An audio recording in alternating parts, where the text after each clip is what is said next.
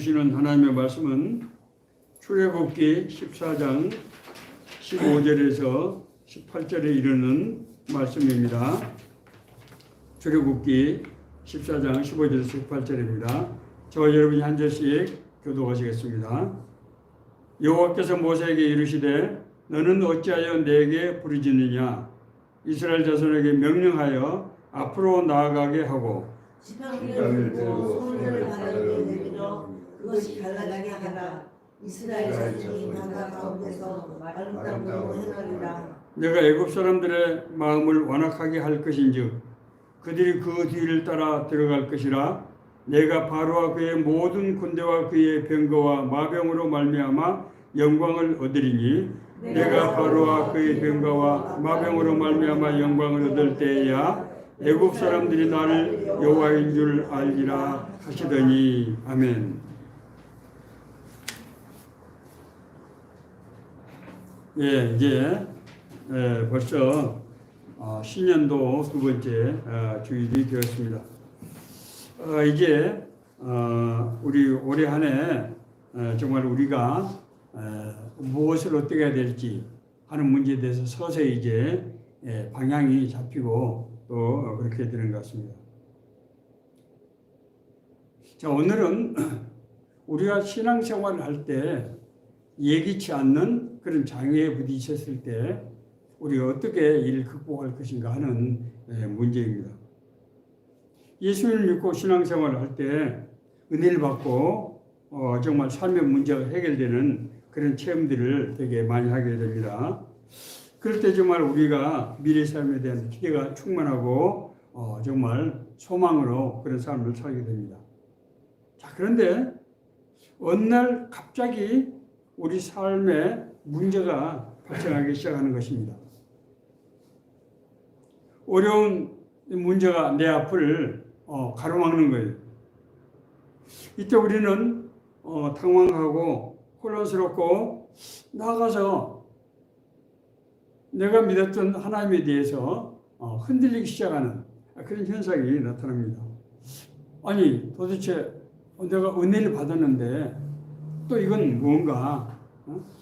하나님께서 복을 주신다고 하셨는데 또 이것은 무언가 하는 생각이 들게 될 수가 있다고 하는 것입니다.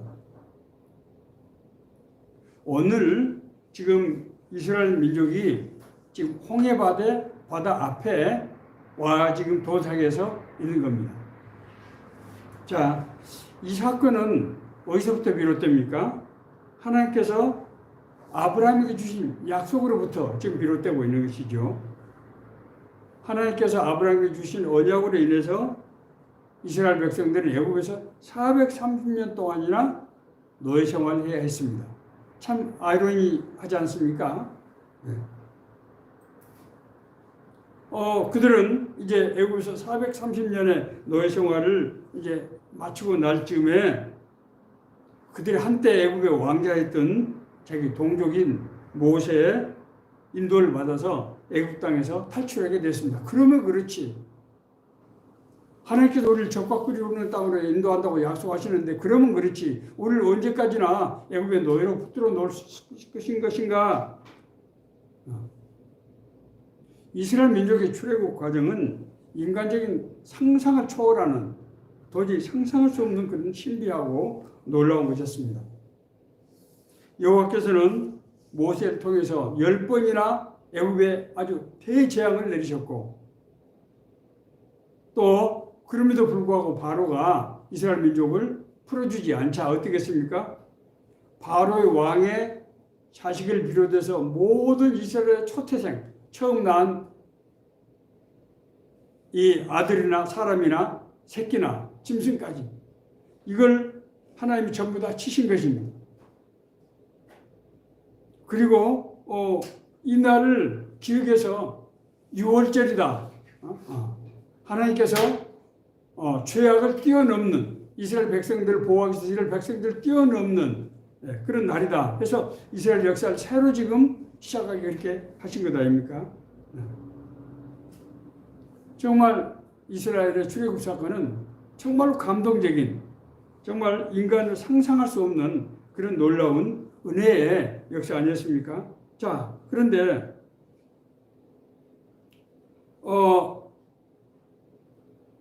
모세는 이스라엘 백성을 이제 가나안 땅으로 인도하는 이제 루트 그 길을 잡는데 일반적으로 지금 이스라엘 민족들이 살고 있는 것은 애굽의 북쪽 지역 고센 땅 나일강 삼각주 근처거든요. 네. 거기서 이제 적과 끓이는 땅 가나안 땅으로 가기 위해서는 지중해를 따라서 일직선으로 가면은 이스라엘 백성들이 2달치 양식을 준비했던 걸 보니까 아마 2달 정도 그 많은 인구가 이동하는데 그렇게 생각을 했던 것 같습니다. 그런데 모세가 인도하는 코스는 그것이 아니었어요. 바로 고센 땅에서 직선으로 가야 되는데 그 밑으로 내려간 겁니다. 그게 이제 북쪽 고센 지방에서 고센 지방에 있는 람셋에서 출발해서 숫곳 그리고 에담을 거쳐서 홍해바다 쪽으로 향하게 밑으로 이렇게 내려간 겁니다. 사실 앞서 말씀드린 대로 가나안 땅에 가는 것은 바로 직선거리가 가장 가까운 것입니다. 지중해 연안으로 가는 거예요. 그런데 지중해 연안 땅에는 그쪽에 오늘날 이제 레바논 밑에 있는 그쪽에 블레셋 족속에 거기에 살고 있는 그런 지역입니다. 그렇기 때문에 그쪽으로 통로를 가게 되면 블레셋 족속과 정면으로 충돌하게 되는 것입니다. 그래서 여호와께서는 모세에게 그쪽 루트를 지시하신 것이 아니고 앞서 말씀드린 대로 남쪽으로 내려가는 그래서 U자형 아라비아 반도를 U자형으로 이렇게 올라가는 그 코스를 말씀하신 거예요. 자, 이때 이스라엘 백성들이 애굽에서 집단적으로 출애굽을 한다는 사실을 알려지면서 바로의 마음이 생각이 바뀌게 됐어요. 아니, 우리가 어찌 이같이 하여 이스라엘을 우리의 섬김에서 놓아보내는가? 그 10번의 대재앙과 그리고 초태생을 다 치시는 그 무서운 재앙을 겪으면서 여호와 하나님을 인정하고 풀어줬는데 생각이 달라진 거예요. 이제. 그래서 바로는 먼저 선발된 이 600대의 병거 그러니까 마차죠. 네. 마차를 보내고 이어서 모든 이스라엘에 있는 그런 병거를 동원해서 총출동해서 이스라엘 백성을 추격을 하게 된 것입니다. 자, 이스라엘은 백성들은 앞에는 홍해바다가 가로막고 있고 뒤에는 애굽의 군사들이 쫓아오는 이런 사면초가의 형국에 지금 갇히게 된 겁니다. 어떻게 됐겠습니까? 이스라엘 백성들이 일대 혼란에 받게 되었습니다. 이들은 이제 정말 금방 전까지 하나님께서 우리를 적과 끓이는 가나안 땅으로 인도하신다는 그런 소망에 정말 기뻐하며 감사하던 사람들이 일대 정말 혼란을 겪으면서 모세를 원망하기 시작했습니다. 애굽의 장지가 없어서 당신이 우리를 이끌어 이 광야에서 죽게 하는가? 우리가 이 애굽 사람을 섬기는 것이 광야에서 죽는 것보다도 낫겠노라. 다시 돌아가는 게 낫겠다는 거예요. 이 광야에서 우리가 지금 다 죽게 됐는데 이게 무슨 의미가 있는 것이냐. 이때 모세가 백성들에게 말했습니다. 너희는 두려워하지 말고 가만히 서서 여호와께서 오늘 너희를 위하여 행하시는 구원을 보라. 모세는 하나님께서 10번의 그 대재앙을 일으키시고 초태생까지 치신 6월절 사건을 보시면서 하나님께서 뭔가를 하실 것이다 라고 그런 기대를 갖고 있었던 것 같아요. 그리고 나서 모세는 무릎 꿇고 여호와 앞에서 손을 들고 기도해 부르짖었습니다. 여호와 하나님, 우리의 모든 형편과 저기 하시는지 우리를 살려주시고 우리를 인도해 주세요. 부르짖었습니다. 그때 여호와께서 말씀하셨습니다. 너는 어찌하여 내게 부르짖느냐? 이스라엘 자손에게 명령하여 앞으로 나아가게 하고 지팡이를 들고 손을 바다 위에 내밀어 그것을 갈라지게 하라. 이스라엘 자손이 바다 가운데서 마른 땅으로 행하리라. 엄청난 말씀을 하신 것입니다. 자, 이 말씀을 우리가 자세히 한번 살펴볼 필요가 있습니다. 너는 어찌하여 부르짖기만 하느냐? 여호와께서 모세를 지도자로 삼으실 때 어떻게 했습니까? 그 일을 할 수 있는 권능을 주셨습니다. 그렇잖아요. 모세는 그 전에 광야로 덮여서 40년 동안이나 그냥 양치기로 살았다고. 나이가 80 될 때까지 40세부터 40년 동안 양치기로 그냥 살았다고. 그러니까 옛날에 자기가 애굽의 왕자였다는 것이 무슨 소용이 있습니까? 40년 동안 양치기를 하면서 뭐 했겠어요? 예. 정말 그 광야에서 아무것도 어떤 특별한 그런 일을 할 일이 없었겠죠. 그런 사람에게 하나님께서 너희 민족을 가나안 땅으로, 약속의 땅으로 네가 인도하는 지도자를 너를 세우겠다 할 때 얼마나 당황하고 정말 황당했겠습니까? 예. 그런데 여호와 하나님께서는 모세에게 권능을 주셨다는 겁니다. 모세에게 모세가 들고 양치기를 할 때 그 들고 있던 그 막대기가 뭐가 되는가? 그것이 여호와 하나님의 권능의 상징이 된 것입니다. 이스라엘 명하여 앞으로 나아가게 하고, 이스라엘 명에서 앞으로 나아가게 하고, 이스라엘 백성을 바다로 지휘하도록 말씀하신 것입니다. 이거 상식적으로 도저히 이해할 수 없는 그런 말씀이었습니다. 그러나 하나님의 명령을 믿음으로 따를 때 하나님의 역사가 일어나는 것을 우리가 보게 됩니다. 하나님께서 아브라함에게 인도하실 때 뭐라고 말씀하셨습니까? 너는 본토 친척 아버지 집을 떠나서 내가 너에게 지시할 땅으로 가라. 지시한 땅으로 가라고 말씀하시지 않았어요. 지시할 땅으로 가라. 그러니까 아브라함은 한 코스를 지나서 하나님의 음성을 듣기를 기다렸어요. 그렇게 하는 거 어디로 갈 수가 없었어요. 제가 2012년도에 DTS 훈련, 전도 훈련, 일주일 동안의 전도 훈련 받을 때 제가 간증미사하게 말씀을 드린 적이 있습니다. 우리는 어느 지역을 설교지로 선택할 것인가로부터 어느 교회에서 가서 묵을 것인가, 어디 가서 전도를 할 것인가, 이런 모든 것을 어떻게 한다고요? 우리 대원들이 10명이 기도를 통해서 하나님의 음성을 드려야 됐어요. 그런데 놀랍게도 하나님께서 그때마다 말씀하셨어요. 우리가 정음역에 내려서 맨 처음에 기도했을 때 세 사람에게, 우리 대원 세 사람에게 신광역을 보여주셨어요. 한 사람에게는 간판을, 한 사람에게는 그 가는 그 길을, 그리고 한 사람에게는 그 지역의 주변의 여러 가지 모습을 보여주셨어요. 정말 놀랍지 않습니까?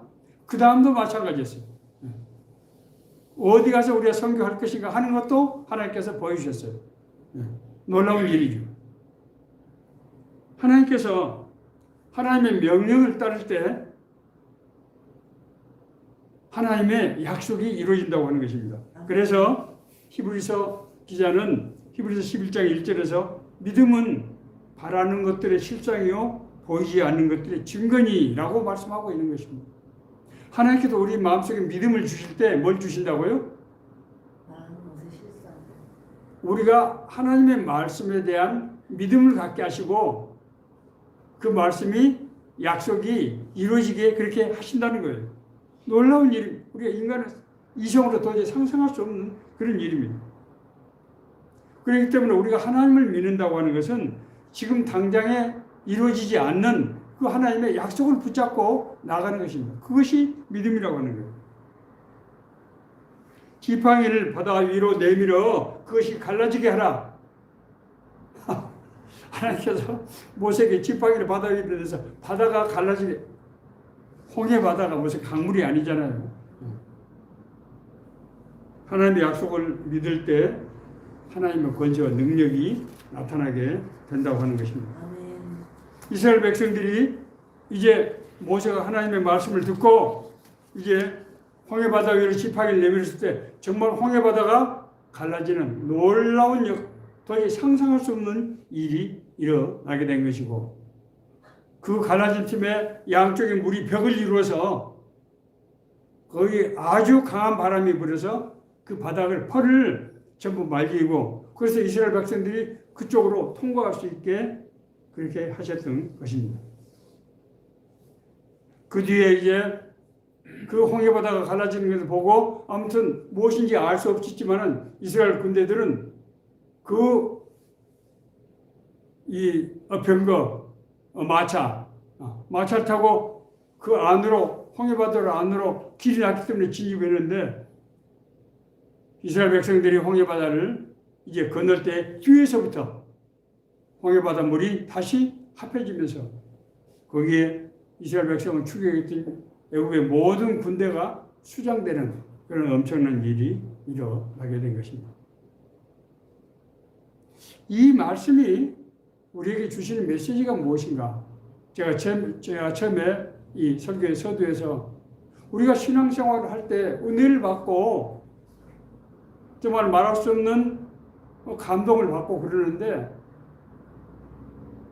우리 삶에 어떤 이런 벽이 생기더라는 거예요. 장애가 생기더라는 거예요. 어려움이 오더라는 겁니다. 이럴 때 우리는 당황하지 않을 수 없어요. 왜 하나님께서 나에게 은혜를 주시는데 이런 어려움, 고난을 받게 하시는 것인가? 예수 믿으면은 나중에 뭐 망한다는데 이 말이 진짜 그 말인가? 이렇게 생각을 할 수 있다고 하는 것입니다. 하나님께서 이스라엘 백성을 홍해 루트로 인도하시는 것은 제가 생각할 때 합리적이지 않아요. 예상할 수 없는 그런 루트라는 거예요. 자, 성경은 뭐라고 기록하고 있는가 하면은, 블레셋 사람의 땅의 길은 가까울지라도 하나님이 그들을 그 길로 인도하지 않으셨으니 이는 하나님이 말씀하시기를 이 백성이 전쟁을 하게 되면 마음을 돌이켜 애굽으로 돌아갈까 하셨습니다.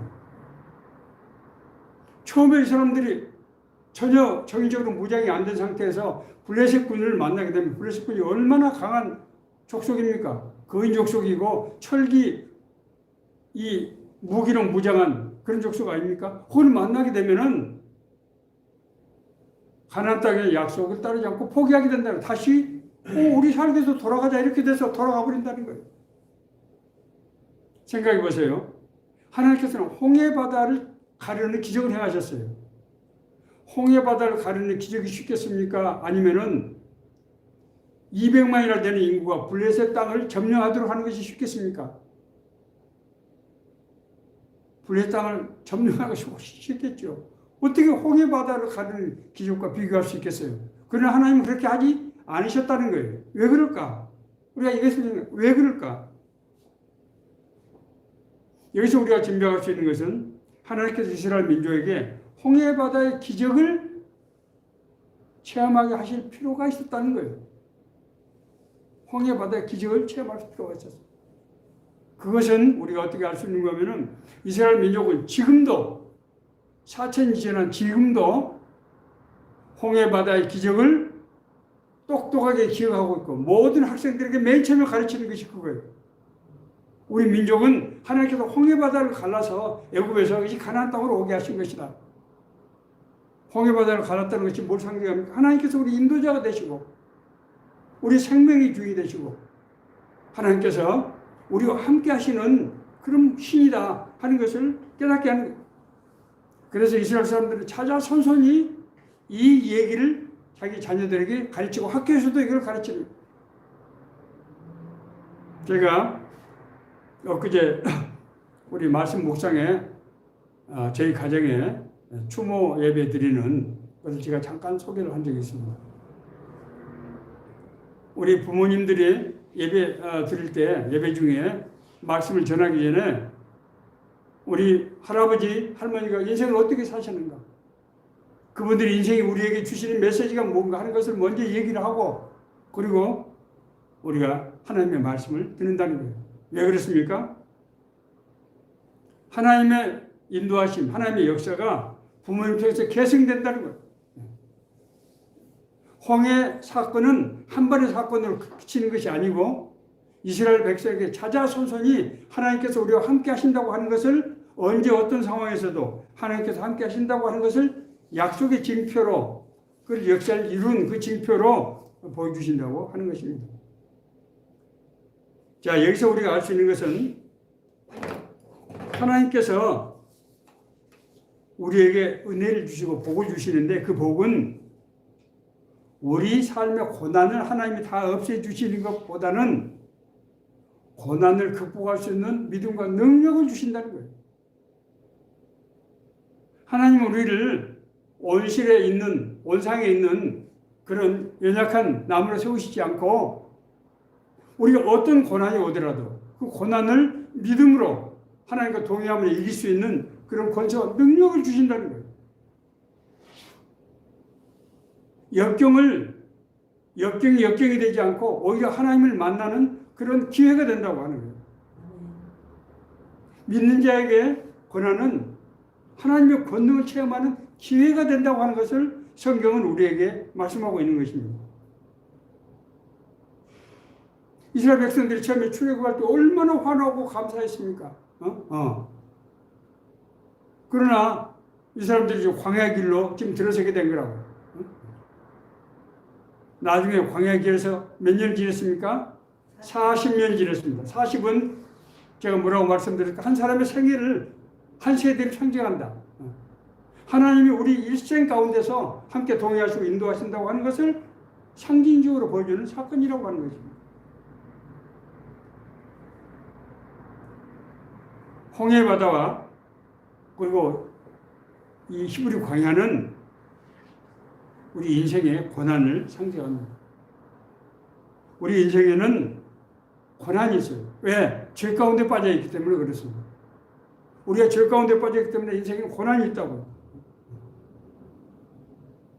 사람들은 우리가 하나님을 믿으면 우리 복 주신다고 하는데 그 복은 우리가 아무런 고난도 없이, 아무런 사고도 없이 어려움도 없이 그냥 온상에 온실에 있는 그런 식물처럼 그렇게 살아가는 것을 그런 기대를 한다는 거예요. 사람들이. 하나님 우리에게 돈도 주시고 하나님 우리 건강도 주시고 우리 세상에서 멋지게 살도록 그렇게 하시고 그러나 하나님은 그런 방식으로 우리를 인도하시는 것이 아니고 우리가 그 고난 가운데서 하나님을 만나게 됨으로써 하나님이 어떤 분인지를 알고 하나님과 동행하는 삶을 살게 하신다는 거예요. 하나님의 축복은 우리가 고난이 없어지는 것이 아니고 하나님과 동행하는 삶을 사는 것이 하나님의 축복이라는 거예요. 하나님의 나라를 그것이 바로 이루어지는 삶이라는 것이죠.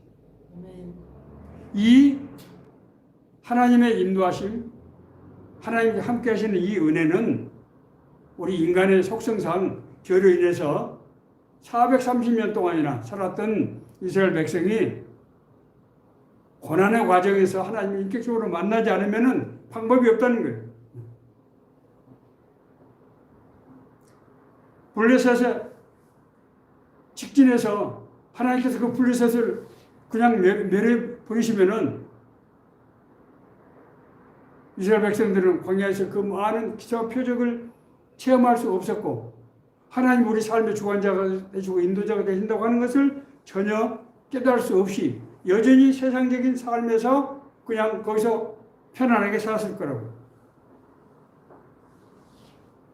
하나님의 목적은 우리가 죄 가운데 사는 세상 가운데서 빠져나오게 하는 거예요. 그것이 출애굽이죠. 그렇지 않습니까? 빠져나오게 하는 것이죠. 그렇게 해서 우리에게 성품이 변화돼야만 하나님 나라의 삶을 살 수가 있게 되는 거예요. 따라서 하나님의 나라 삶이라고 하는 것은 아무런 문제가 없는 삶이 아니고 어떤 문제가 있더라도 우리가 그걸 극복할 수 있는 힘과 능력을 가진 사람들이 살아가는 그런 삶이라고 하는 것을 우리가 이해를 해야 됩니다. 그렇기 때문에 바울은 로마서에서 우리에게 다가온 환난이 사실 환난이 아니다. 그렇게 말씀하고 있는 거예요. 다만 이뿐 아니라 우리가 환난 중에도 즐거워하나니 환난은 인내는 연단은 소망을 이루는 줄 알미로다. 소망이 우리를 부끄럽게 하지 아니하면 우리에게 주신 성령으로 말미암아 하나님의 사랑이 우리 마음에 부은 바 됨이니. 하나님께서 우리에게 주시는 소망을 품으려고 하면은 우리가 세상에 살았던 모든 찌꺼기, 그런 세상적인 욕망, 헛된 것들, 그런 것이 우리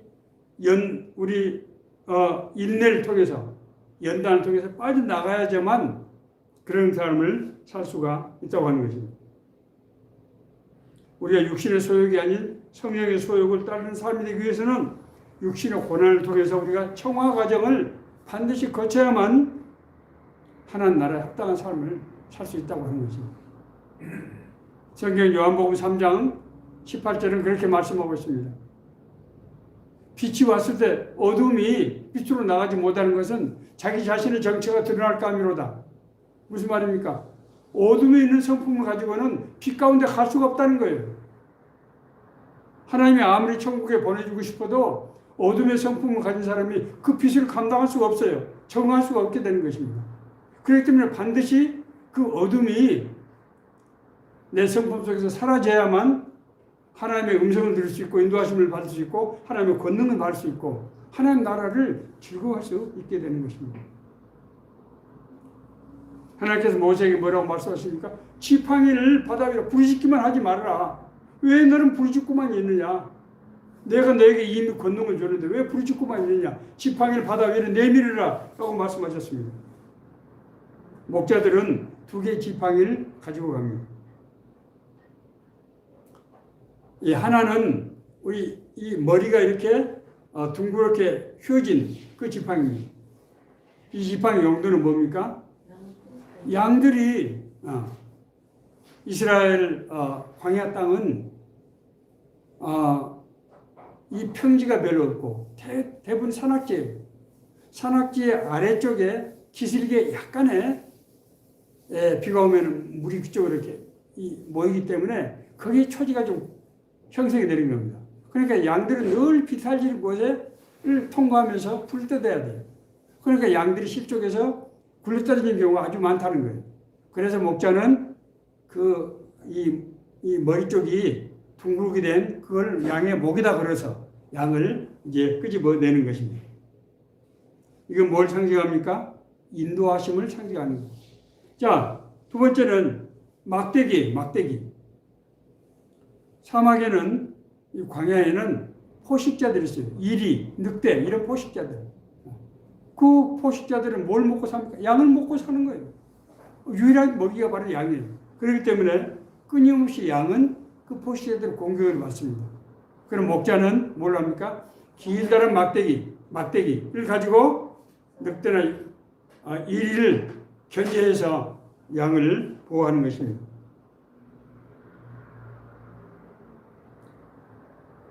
지팡이를 내밀으라, 홍해바다 위에 내밀으라 하는 것은 너에게 준 권능을 행사하라는 얘기예요.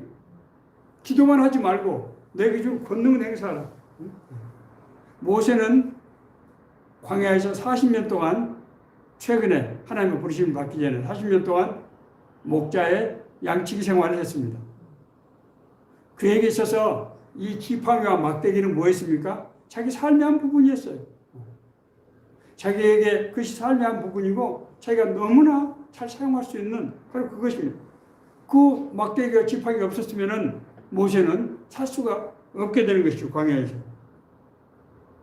이것은 뭐를 의미합니까? 하나님께서는 우리 삶을 들어 쓰신다는 거예요. 하나님께서 우리에게 일을 맡기실 때, 우리의 사명을 주실 때 특별한 우리가 생각지도 못한 그런 기상천외한 능력 주시고 권세 주시고 하는 것이 아니고 뭘 주신다고요? 우리 삶을 그대로 하나님께서 들어 쓰신다는 거예요.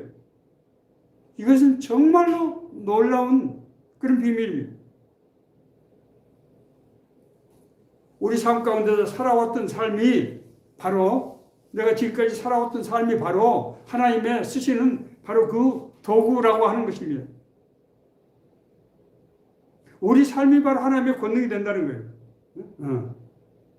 자, 우리 청소년들, 아이들 한번 보세요.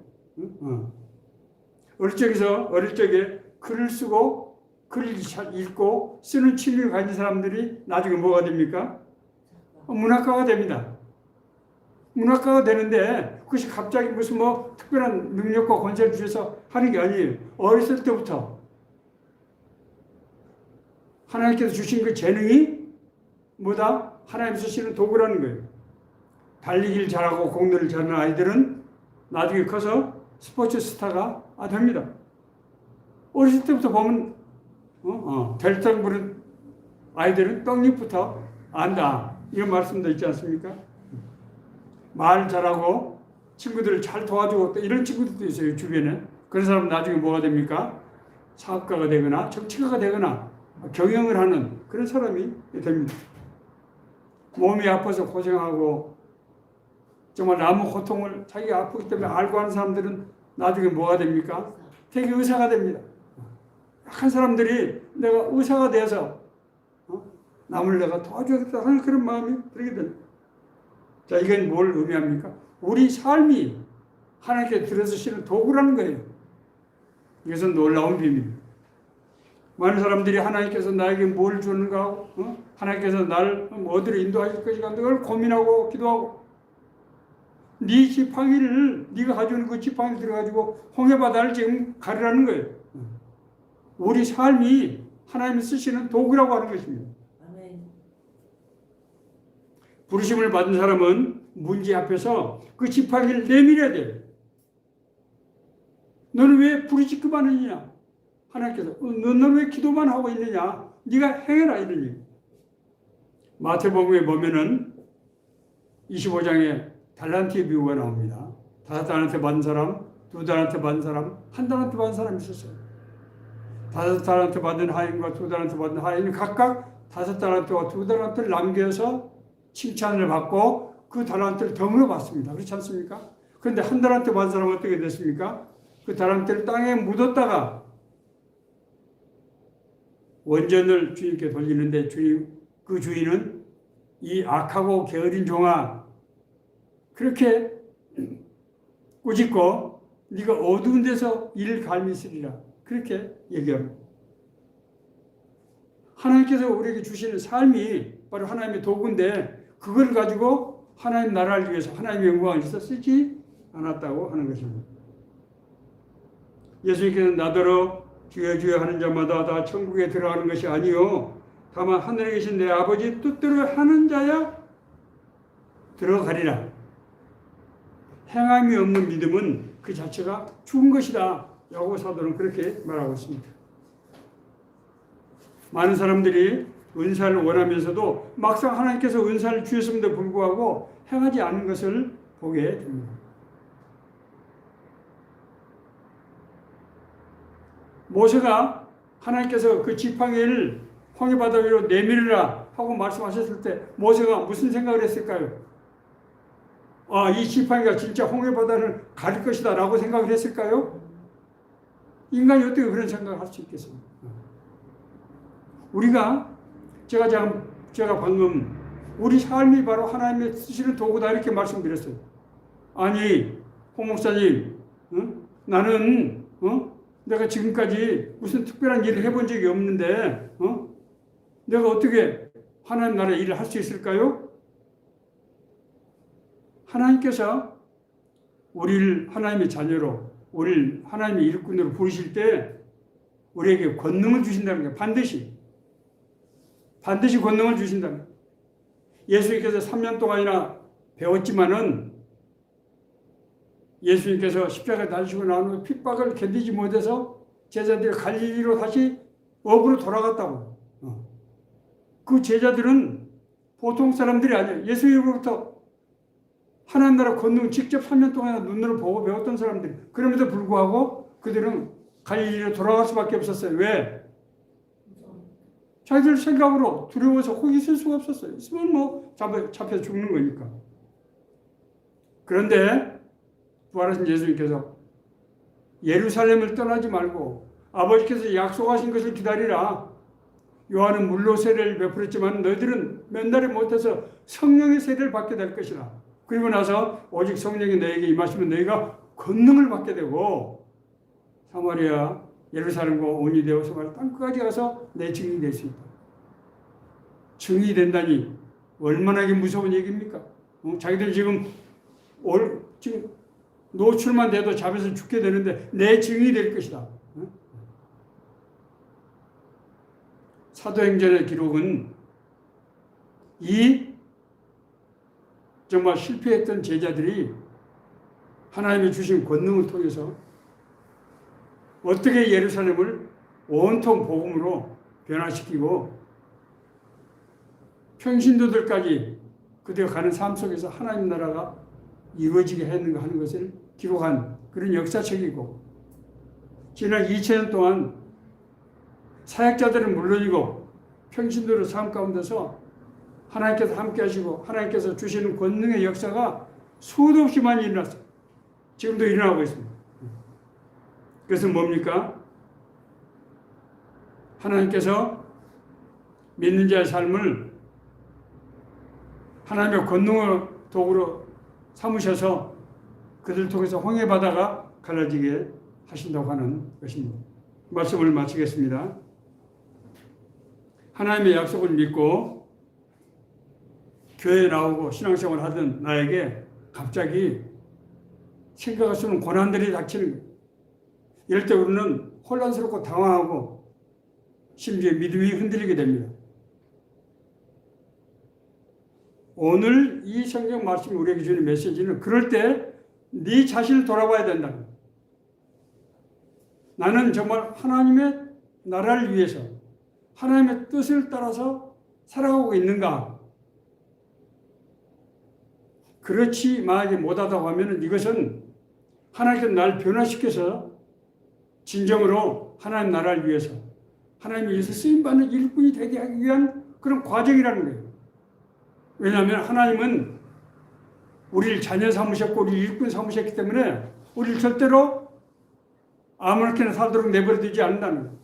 우리가 옛날에 세상으로 돌아가서 옛날에 살던 삶을 보다 더 멋지게 사는 그런 게 우리를 인도하시는 것이 아니고 우리를 세상적인 삶에서 완전히 변화시켜서 하나님 나라에 합당한 하나님의 음성을 듣고 인도하심을 받고 하나님과 동의하는 삶을 사는 그런 삶으로 만들기 위해서 인생에 다가오는 고난을 도구로 쓰셔서 그 가운데서 우리가 하나님 앞에 기도하고 하나님의 도우심을 바랄 때 하나님 그때 자기 자신을 계시하시고 권세와 능력을 통해서 하나님이 나와 함께 하신다고 하는 것을 깨닫게 하신다고 하는 것입니다. 아멘.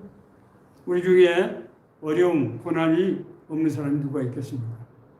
그럼에도 불구하고 오늘 주시는 약속의 말씀을 붙잡고 우리가 나갈 때 고난이 우리를 변화시키는 그런 도구가 돼서 정말로 하나님이 원하시는 그런 하나님의 사람으로 정말 승리하는 삶을 살게 되는 그런 역사가 우리 모두에게 함께하기를 간절히 바랍니다. 아멘. 우리가 이 시간에 잠깐 우리 기도하겠습니다. 자신의 상황, 나의 꿈과 소망을 생각하면서 하나님 오늘 주시는 말씀이 저를 인도해 주셔서 좀 하나님의 뜻과 계획 가운데서 삶의 문제가 해결될 뿐만 아니라 쓰임받는 우리 인생이 될 수 있도록 인도해 주세요.